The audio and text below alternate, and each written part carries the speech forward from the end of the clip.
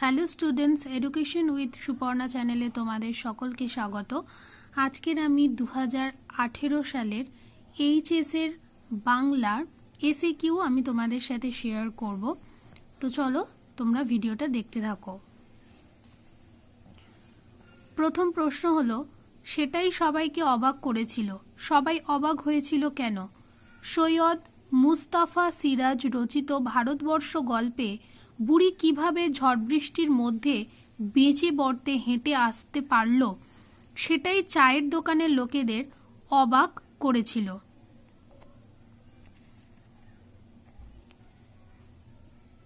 2 নম্বর, sir William Jones সংস্কৃত ভাষার সঙ্গে যেসব ভাষার মিল খুঁজে পেয়েছিলেন তার মধ্যে 2টি ভাষার নাম লেখো। স্যার উইলিয়াম জোন্স সংস্কৃত ভাষার সঙ্গে গ্রিক, লাতিন এবং ফরাসি ভাষার প্রচুর মিল খুঁজে পেয়েছিলেন। 3 নম্বর, এমনি এলাম একেবারে এমনি নয়, কে কোথায় এসেছিলেন? বিভাব নাটকে শম্ভু মিত্র অমর গাঙ্গুলির বাড়িতে এসেছিলেন।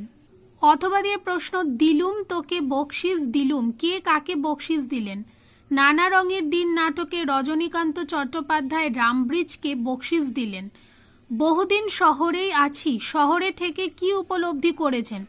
বহুদিন শহরে থেকে কবি উপলব্ধি করেছেন যে শহরের অসুখ হাঁ করে কেবল সবুজ খায় এবং সবুজের অনটন ঘটে। ক্রন্দনরত জননীর পাশে থাকতে না পেলে কবির কি মনে হবে?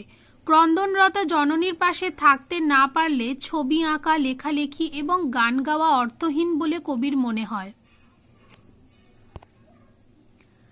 তারা থাকতো কোন বাসায়? কাদের কথা বলা হয়েছে? যেসব শ্রমিকেরা সোনা ঝকঝকে লিমা বানিয়েছিল, এখানে তাদের কথা বলা হয়েছে। অথবা দিয়ে প্রশ্ন, পাঞ্জা সাহেবের লোকজন খবরটা পেয়ে সবাই উত্তেজিত, খবরটা কি? ক্ষুধার্ত তৃষ্ণার্ত ভারতীয়দের নিয়ে একটি ট্রেন পাঞ্জা সাহেবের ওপর দিয়ে যাবে, এই খবরটি কথা বলা হয়েছে। তারপরের প্রশ্ন, মুখের মান্য বাংলায় স্বরধ্বনি ও ব্যঞ্জনধ্বনির সংখ্যা কত?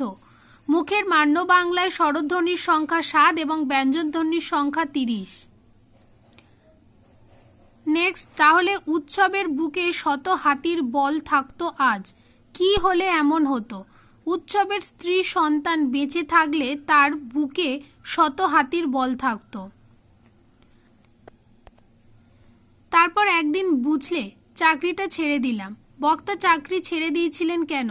বক্তা অর্থাৎ রজনীকান্ত চট্টোপাধ্যায় থিয়েটারের অভিনয় করার জন্য চাকরিটা ছেড়ে দিয়েছিলেন। অথবা দিয়ে প্রশ্ন, তমে ঘোড়া নেই করি চঞ্চল খবর নেই আসিবি, এই নির্দেশ কে কাকে দিয়েছিল বলে বিভাব নাটকে উল্লেখ করা হয়েছে। উড়ে দেশের যাত্রায় রাজা তার দূতকে এই নির্দেশ দিয়েছিল। ঐতিহাসিক শব্দার্থ তত্ত্বের আলোচ্য বিষয় কি? ঐতিহাসিক শব্দার্থ তত্ত্ব একটি ভাষার বিবর্তন নিয়ে আলোচনা করে। নদীর তীব্র শীতল ঢেউয়ে সেনামল সে নদীতে কেন নামলো?